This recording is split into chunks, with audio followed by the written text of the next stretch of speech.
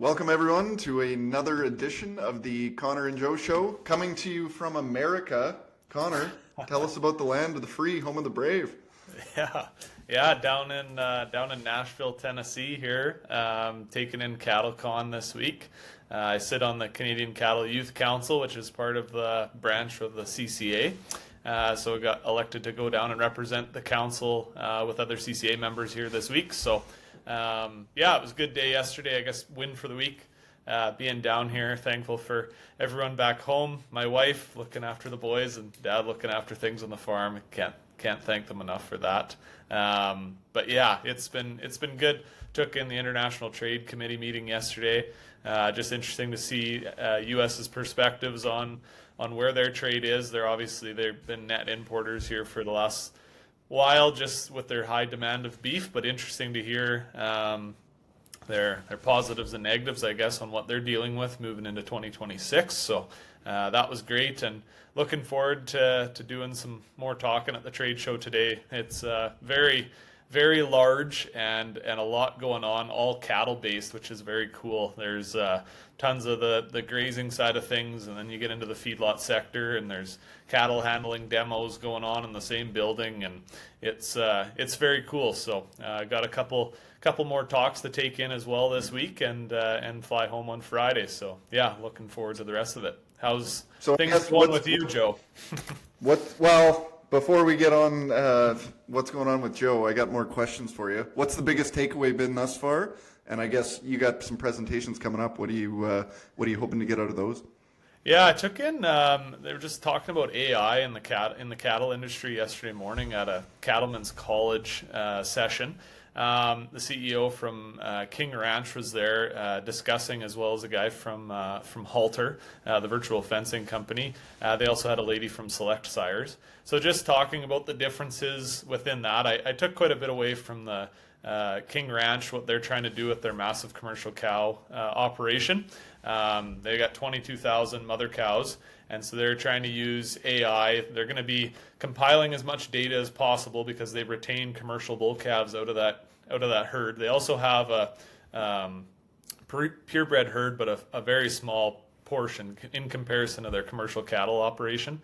So they're trying to compile as much data as possible and then use AI to be able to tell them which cows need to be with which bulls, like which highest percent. So they'll find, like, he had an example of about 500 of their very best cows that they'll use on different traits that they're looking for, be able to compile all that data, and then be able to know which calf is coming down the line. This calf is going to outdo this one for them. And their biggest one is looking on their being able to try and predict harvest timing for these carcasses is their big goal, and then also reproduction on their bulls, on their commercial bull side of things, to generate more females for their cow herd. So it's more or less they've got a finishing operation, like they're taking it right from calving straight to finishing. They do sell, like they do have a feedlot, and then the processing these animals as well. But they're looking at a few different data points, I guess. The biggest one was just collecting the data and making sure that it's easy to understand, and then using AI to compile that so that they can do some more predictability more than anything on their operation moving forward. So breeding was a big one for them, and then being able to have predictability for what the type of carcass is going to be and what timing it's going to be for them on when they'll be able to do these mass slaughters of animals, more or less, than anything coming through the feedlot. So that was interesting on that side of things. The guy from Halter, looking forward to having a chat with them today at the trade show. It was very interesting just on how fast AI is changing on virtual fencing and what they're able to be doing on that side of things. One analogy from one of the speakers was said, like, we're kind of in the mid-90s right now with what's possible, and it's going to really take off here, just like what the internet was in the early to mid-90s. We're just in the very early stages, and what can already happen is pretty amazing, but what's going to be able to happen is going to be changing big time. So I guess out of the international trade meeting, I thought it was interesting. There was a lot of chatter on what Brazil's doing, and just how massive the Brazil footprint is on the world on the beef side of things. They're just growing really rapidly, and I definitely felt like there was some worry on, oh, what are the Brazil folks going to be doing here moving forward, and what's that going to mean for trade. Yeah, just the other takeaway that I had was just the loss that the U.S. has had in their Chinese market from last spring, more or less to do with the specialty cuts that aren't consumed in the U.S. and most North America for that matter. Just how much of effect that can play on how much the value of that animal changes. Like they were looking at like $165 for a carcass. On a difference if that market isn't there on being able to sell these select cuts. So that, in the grand scheme of things, transitions to a pretty big dollar value at the end of the day. So interesting to hear that perspective for sure. But yeah. For sure. Well, what's new with me? I'm famous now. Did you know that? I did see that. Ranchonomics I got to be on. I got to be on my favorite podcast, which was kind of cool. Yeah, had some really nice texts and people reaching out yesterday. It was nice. I hate listening to my own voice, and because John Haskell is a mentor of mine and I've looked up to for the better part of a couple years, I wish I took more deep breaths and was less excited, but I think I got my message across anyway. And so there's one actually that's the one that came out yesterday was on sell by marketing and just some of the trades we've done on our farm and the positive impacts it's had. But there's going to be two more that drop. I'm not sure when. There's my main passion. We chatted about John and I first with entrepreneurship and starting Covers & Co. and what the business has meant to both myself, but our employees and kind of the movement that's going on in Western, well, not just Western Canada, but global agriculture with the soil health movement. And then there's another one on forever learning. So keeping going to, I just come back from Ranching for Profit. I was there with you. But talking about continued education and bringing that home and applying it to the farm. So hopefully it's something people enjoy. I'm like a little nervous that I said something dumb on there. Fingers crossed. It's all good. And I guess the other update is this is not a 5 o'clock shadow. I got sick and tired of kissing my baby and her screaming bloody murder. So for at least the next year, I'm going to be a beard guy. So it doesn't look great. It's not my best look, but this is as good as it gets, and it's going to get worse from here. So something to look forward to on the upcoming podcast. Well, I'll introduce our podcast guest this week. We're really excited to have Becky Page on. So Becky's with Redline Livestock. So how we found Becky was on Facebook. She, I don't know if she manages, but she is the main face on the Redline Livestock Facebook page, and they just do some great content on different costs, figuring out expenses on winter feeding, or I saw the one, I don't know if it was yesterday, but taking an open heifer into a bred heifer and what costs are associated with that. So she's speaking our language, looking forward to diving into the conversation and what her hot topic is. So without further ado, here's Becky Page. So Becky Page, welcome to the Connor and Joe Show. Thanks a lot for coming on. What's your hot egg take? Hi guys, thank you for having me. My hot egg take today would be the importance of record keeping on the farm and knowing your finances and being involved in the economy side of what we do. So elaborate. Talk a little bit about maybe your experience in it. Maybe the farm had some shortfalls, but yeah, how did you get introduced and kind of what's it given to your business operation? So we started from scratch, basically. We both grew up on farming operations, but then when we started ourselves, we were faced with a lot of the challenges of being able to make our first big purchases. So things like buying your first tractor or paying for your first quarter of land. When we first started, that stuff seemed very overwhelming. It seemed like no matter how you did the numbers, that could never pay for itself. So then we had to expand our operation and expand what we did in order to bring more income into things. But then we also had to learn how to put together projections and how to do our own finance information up so that things actually could pay for themselves. And that kind of led us down a path of just learning how to do really good break-even calculations and being able to put together the financial side of things and apply it to our decisions on the ground, and always make sure that while your books are being done on one side, that things are still moving as they should on an enterprise basis, so that you're always making everything pay for itself. Not one side of your operation is supplementing the other to an unreasonable degree. So that just kind of took off from there. And then as we have grown, we have been forced to keep doing that. And it has made us competitive in the way that we can keep up to neighbors and people that are maybe more established than we were able to be initially. So I think it's something that people are really struggling a lot with right now, especially our generation. If you aren't born into this or trained heavily on how to do all this finance stuff and run your own books and the software programs that are available today, it's really challenging. So I think that it became something that we focused hard on, and it really benefited us on the borrowing side of things.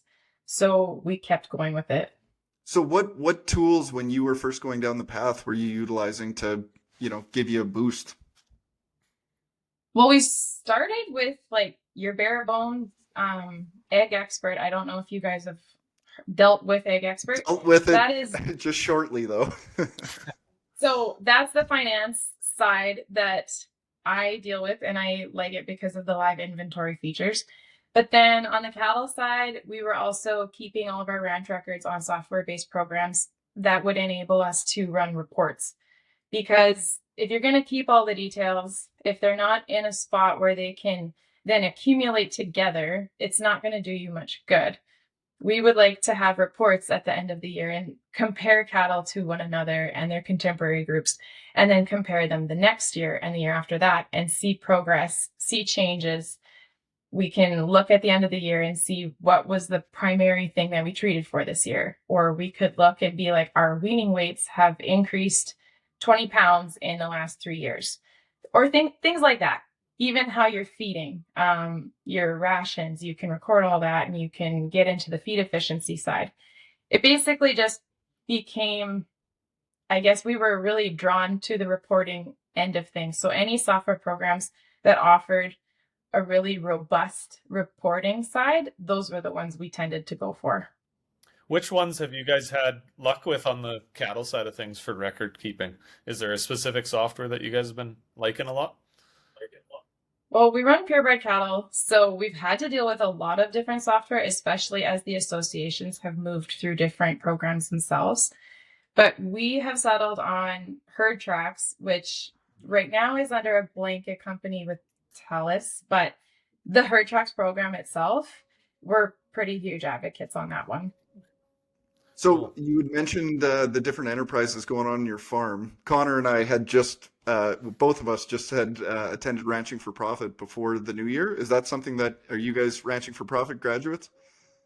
No, we are not. Really? No. Are you considering, or at this point you guys know your numbers, you're good to go? We're always up for learning new stuff. Any time that you can devote to learning anything on the financial side is time well spent. It's mostly just the amount of time that we have to dedicate to it. No, we both actually went to Olds College back in the day. Nice. And Really I cool. mean, Olds is obviously giving you better financial resources than my alma mater, which is the University of Manitoba, which I make a point to pick on because I wasn't happy with my education. But yeah, it just didn't set us up to be running a business, which fundamentally, I mean, I harp on this, Connor harps on this. I mean, when we're ranching, we do it for the lifestyle and the love of it, right? But we're still managing a business, and most of our businesses are worth millions and millions of dollars. And a vast majority of us, I hate to say, don't have a good handle on their cash flow, don't have a good handle on expenses, don't have an enterprise breakdown of what's actually making money on the farm. No, and that is exactly it. It's become so important to know that stuff. And I don't think that even people who are going to school, they're not coming out with a really beneficial education in that regard. It's a lot of self-taught, self-learned stuff you're learning to do as you're doing it. Well, and in my experience, like I just became really passionate about our farm books. I mean, I always did the work and entered everything, but never usually utilized it for tax purposes. That's about it. But now, actually having a financial set that I can trust, I know the numbers in there are accurate, and can make future decisions on it. Not only does it just makes good financial sense from a stress component of making these big decisions. It's just numbers. Mhm. And if you know the numbers are good and the numbers make sense, it makes those big decisions just far, far more easier. I don't know if you ever heard of a guy named Wally Olson, but he says, trust the math and don't freeze up. And one thing, if you've got good numbers, it just makes both those things so much easier to achieve. Yes, it absolutely does. And I think along the way, a good point on that, I think aligning yourself with good people has been a huge, huge piece of the puzzle for us. Because I know when we started, when we were quite a bit younger, you would go to the accountant, and if they're talking in a language that is up here and you can't understand what they're trying to tell you, it's not doing you any good. So you're better to find people that are on your level and that are talking real time. They can bring things down wherever you need them to be and explain what you're looking for, explain what you're going for. And that's like your accountants, your tax planners, your lawyers, your banker. I would say your banker is probably maybe the most important, but the Yes, accountant equally. And I think for us, once we found people like that, it made such a difference. We were able to learn so much quicker. for sure. I guess Connor, I I don't got a want to step in question. here if you got some. Yeah, I guess got a question, Becky, just on your guys' enterprise breakdowns, and I think that's something that I've definitely struggled with on, oh, let's have a little bit of this and let's have a little bit of this. And at the end of the day, it's like, what is actually making us money? And some of those enterprises stack, so you need to have the one to get that end product that you're going after. Whether it be if I want to sell a long yearling animal, well, I need to background something probably or look at options to buying something in to get that end product. Are you guys looking at having these better records, I guess, than most people would say are they're keeping on their operations? Do you guys look at any of your enterprises and find a spot where you're getting a percent return on that enterprise to make it make sense to have it? So maybe keeping I know you guys sell bulls, and if I'm correct, 2-year-old bulls for the most part that you guys are selling, it's not yearlings. Would you guys Yes. be at a point where it's like, okay, these yearling bulls need to be at this percent for us so that they can become a 2-year-old bull? Or is there ever a point where you're looking at a return on investment maybe on that class of animal in that enterprise that needs to be at a certain point in order to achieve your end goal? It's really tough, but yes, I think the biggest thing that we do, I think that helps keep everything on the same level is we always use real market values. We don't ever try and discount one enterprise to benefit another. Hmm. If we're going to be bailing, we're going to pay our baler, like we're not going to physically pay them, but on paper, we're going to figure it out using custom figures because that would pay for our operator, pay for our machine, our maintenance and repairs, and so on. And then you're going to figure out your cost per bale with that in mind so that you paid everything fairly along the way to get there. Same thing with the cows. We try to make sure that we're not undervaluing something to give ourselves a deal. If we're going to have an opportunity cost in the fall, it has to be fairly accurate to what we would have received at the market. Maybe we might use a lesser value, but it should still be one where we would make a profit if you're in a profit position. Because you don't want to hurt your cow calf side in order to supplement your bull side. That doesn't make any sense. So you want to pay for your cows first, and then we're moving into our backgrounding operation. And then you would then use your feed and all of your expenses for your backgrounding. And then once the bulls graduate from there, if they're still in the bullpen, your opportunity cost would then change again. And we just keep it going like that because, say, a 2-year-old bull, he's around for 2 full years before he even realizes his potential value. And a lot of those bulls never make it. Your pen is probably half the size in the end that it could have been initially. So Wherever they come out, that's kind of where their progress ends. They might only be a backgrounder, or they might only be a yearling bull. And when they get sold, they're out of that enterprise. And I guess when you're figuring out your costs on the bull side, it's complicated looking back. It's just you always factor in that you're only going to have so many in the end, and you're going to spread your costs across those ones, and the rest are going to get weeded out along the way. The bulls is probably the toughest one to break down because they are around for so long. Yep. How do you balance, Becky, the opportunity costs of maybe the backgrounding operation on those animals is looking as profitable as 1 year plus selling a 2-year-old bull? Because like you would have to balance between keeping a customer base happy and being able to actually move the bulls because you need to get you've got costs and you need to get fair market value versus you've got a separate enterprise here that might be showing as much profit. How do you, has that Yeah. ever been an issue? And if it is, how do you balance that? I think it's always an issue, and it's your risk is high, and they're very different industries.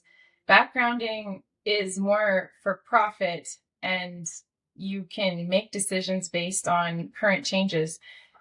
Bull selling, anything purebred, that's totally reputation based business, and you're banking on having a set of customers there on that day, and it's revolves around such a different set of rules. You're going to swallow a lot more costs when you're doing the reputation side of it and make it work in hopes of building something for later. I would say we're always working towards an end goal when we're thinking about the bulls. It's never about this year. It's about next year. It's about 10 years from now. You're trying to build up a base, and you're trying to build a program, and you'll eat a lot of costs now in order to build it bigger for later. Whereas in the backgrounding side, we're looking for cash. Yep. So I want to come back, Becky. You had mentioned the banker, which nobody in agriculture wants to talk about. And for the vast, vast majority of us, they are one of the most important stakeholders in our business. And most of us like to hold our nose when we walk into that office. And I chat with a ton of producers across Western Canada. And for the young producers, I try and tell them, I'm like, that is an investor on the other side of that desk. They don't owe you anything. They're trying to make more money on their investment. And if you walk in and say, I've got a whole bunch of land and no business plan, the banker on the other side doesn't really want to execute on that because they don't want to take your land. That gets messy. What they want to see is you've got a great business plan. You've got cash flow projections. They want to know, more importantly than you've got lots of security, there's a good business plan and a plan for when we're going to get our money back. I'm just curious, like, because obviously you're well versed in the financial side. What does like a meeting with the banker look like? Or how do you try and foster that relationship with the bank? Well, for us, the way I look at it is the banker is an important member of the team. He's not just a guy over here that we see once a year. We're always in contact with the banker. And like, it's more of a friendship relationship than it maybe should be at times, but we try to be as honest with that person as we can be about what we're doing. If our plans change, if we had a potential sale coming and we had a bunch of payments coming up and our sale backed off a month, we just tell them what's going on, tell them what your challenges are, be totally honest and upfront so that they can see where you're coming from. And empathy can go a long way. They can make a lot of changes on their end that might make your life easier as well. And we just try to be honest with what our plans are. We don't use top of the market figures ever.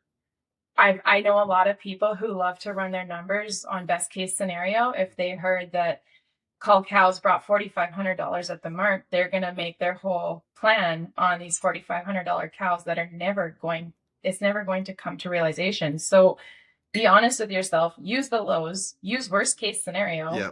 And if it still works, move ahead. Well, because the banker doesn't really care about the best case scenario. No. If that's great. They want to know what's your plan if things don't come to fruition.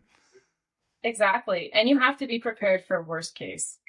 Big time. I think that's so critical. And I had this conversation a few times last week on just people being realistic with themselves here and like looking at things in a realistic format. And everyone, when they sell calves, well, I got the best calves ever. Like, oh, I didn't get the price that I wanted. Well, let's be realistic here. You've got a percentage of top cut calves, and then you've got your second and what I would say third cuts. And everyone's operation is honestly probably very similar. And if it's calves that you're selling or those cull cows or whatever it is, we've got to look at things realistic and have an understanding whether it's break it down on a percent basis. So I've got 25% of the top cut calves, however that many might be, but I've also got 30% that are kind of on the backside. And just be honest with yourself at the end of the day. And I think that's so critical. I know my relationship with my bankers, I've been trying to make a point of in the last couple of months to send kind of updates every couple of weeks on just what's going on, what am I busy with, if I'm having some sales or some buys that are happening, just to keep them in the loop more or less than anything. Because I think in the past that connection wasn't there, and I had a banker that I was working with that I talked to once a year, and I would reach out 6 months after that communication happened and asking for something, and it was just kind of like asking a question that I thought he would have kind of known about me. Well, he had no idea because there was no communication there. So it does go both ways. The producer's got to contact the banker, but the banker also needs to make a point of, if that's your client, you need to be reaching out and make a point of dealing with them as well. So very Well, important. and I think I'm like, I think that onus is not to disagree with you, Connor, but I think that Yep. onus has got to be on the farms more. I mean, the banker has 60 clients, and Yep. it's really easy if they're not hearing from you and everything's going well. But I think those like scheduled meetings, again, there's few people in our farm businesses that are a more important stakeholder than keeping that relationship sound. So having a every couple of weeks or once a month, just update on where we're at from inventory, where we're expecting cash flow. I mean, they have that meeting. They start to look forward to those meetings, and it's going to make the hard conversations that you have a lot easier because you're not pulling the rug out from underneath them. It's upfront, you're honest. And I mean, these people, they have some pull. It's not the big bad head of RBC or FCC, whoever you work for. You keep a good relationship with them, and I say, Becky, I'm friends with my banker now as well, which hopefully everything stays good and that's not uncomfortable, but they'll go to bat for you. And I think that's really important, especially for young producers who you're going to be leveraged for probably 2 or 3 decades. It is crucial, that relationship. But I mean, coming back to where we started this conversation, it's one thing to take a six pack into the banker's office and shoot the shit, but it's a whole nother thing to show up with your numbers and show them the confidence that I know where my business is, I know where the shortfalls are, I know what's generating cash.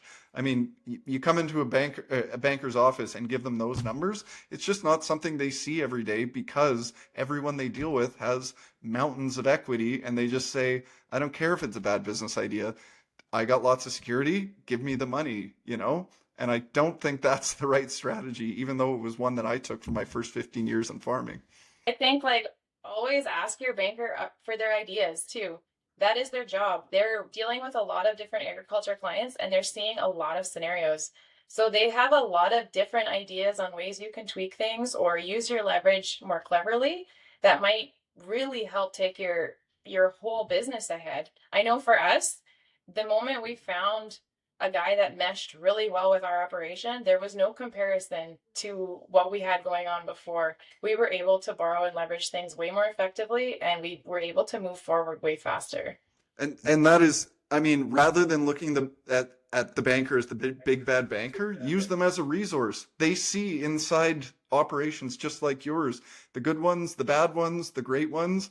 I mean, asking them for advice on like, hey, what would you do here?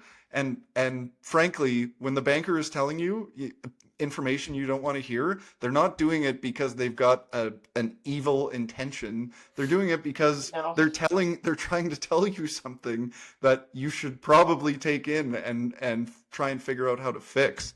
Connor, you got another question for Becky, and then we want to get talking about this bull sale. Absolutely. Yeah, I guess probably Becky, my last one, and it's probably a struggle for most producers is time spent on whether it's your records of your animals, projections for your business models. It's something everyone gets so overrun working in the business that we never work on the business on our books and record keeping and that sort of thing. And just becoming knowledgeable on like 20% of the time we spend is probably going to be 80% of the outcome. And it's those small amounts of time that you're doing some really hard working thinking more or less than anything that's going to end up paying for your wage for the year on the farm. What have you gone after over the last number of years for spending time on your books on maybe just even a weekly basis? Is it a couple hours one day a week, or you do a little bit every day? What's something that you've gone that has really helped just stay consistent and make sure that you're staying on top of things? I think when it comes to your record keeping in your books and all of that stuff, I think it's very goal dependent and scale dependent. Initially, it doesn't take a lot to do a really good job. You can get away with probably an hour or two a week if you're at a certain scale and your goals are mostly based outside. If you're going to be chasing things like land purchases, more equipment, more debt, you're going to be chasing a lot more load on the office side of things. And then if you are into cattle and you're into the record keeping on that side as well, again, it's going to boost things incredibly. So I would say on our way up, we started with probably an hour or two a week, and that became maybe an hour or two a day. And now I do, like, our office jobs are probably a person and a half worth full time in the year, which is incredible. It's a lot more than what people want when they're getting into agriculture. I didn't ever envision myself in an office, ever. It was not my goal, but it's a huge necessity, and it's where I'm most valuable in the business. I can make more money in the office for our operation than I can outside. So that's where I have to be. And it wouldn't even be close, would it? No, not even remotely close. It's probably, it's almost a 10 times number what you can accomplish in the office versus outside if you're trying to make progress. In Ranching for Profit, they call it the $1,000 an hour jobs, and that's, I mean, the more time. Rarely does $1,000 an hour job have you sitting in a tractor seat. Almost never, or checking fans. But it really is about just understanding your business and understanding where you're at inside of your business. If you have a handle on these things, I mean, we're a small farm, and our farm was turning over like almost $1 million a year. I mean, that's a significant business, and I was checking in, once every 3 or 4 months whenever, things outside were less busy. And it's just, you're racing to break even, hopefully break even, if that's the case, because you're just not going to be set up to make the financial decisions the business needs. So, Becky, we've taken up enough of your time, but I want to give you a chance. You guys have got a bull sale coming up next week. Give us the pitch. You got 2 customers sitting right in front of you here. Oh, great. Hopefully more watching. Well, so we have a bull sale every February. We sell 2-year-old bulls. They are Red Angus, Black Angus, and Polled Heifer bulls. We also sell 30 or more commercial heifers, and then about half of that open replacements. It's a great day, great evening. We have a steak supper, and then the sale will be broadcast live on DLMS and teamauctionsales.com. And yeah. How many bulls are you selling? We'll sell just over 50 bulls. Yeah. Which date is that? Is that Saturday? Saturday, February 14th. And if somebody buys in Manitoba, you'll feed them for a little while? Oh, yeah. And then we'll collaborate on delivery and all that stuff, too. Sweet. Cool. Well, thanks a lot for your time, Becky. Keep pumping out the content as 2 content creators you're talking to here, and Keegan in the background. I know it takes a lot of work, and the internet can be a cruel, miserable place sometimes. So keep doing it. I mean, they really are great videos. I've shared them with a few people within my farm too. So keep pumping them out. Appreciate you coming on, and good luck at the bull sale.